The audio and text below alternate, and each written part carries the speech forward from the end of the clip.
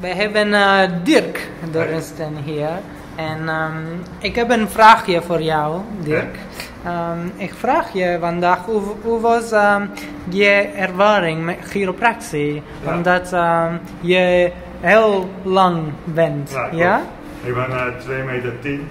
En sinds een paar maanden dacht ik, wat kan chiropractie mij brengen? En ik denk, probeer het eens gewoon. En ik merk, ik kom hier eigenlijk voor mijn houding. Omdat je lang bent, ga je toch een beetje ingedoken lopen. En ik dacht, misschien kan dit helpen. En met dat ik dit doe, is het inderdaad, ik loop wat rechterop, ik weet niet, denk, wat vrijer. En soms een klein beetje last van de onderrug. En dat wordt ook aangepakt met chiropractie. Dus zeker veel voordelen mee. Dus, Super. ja. Ja, dankjewel Dirk. Goed. Ja.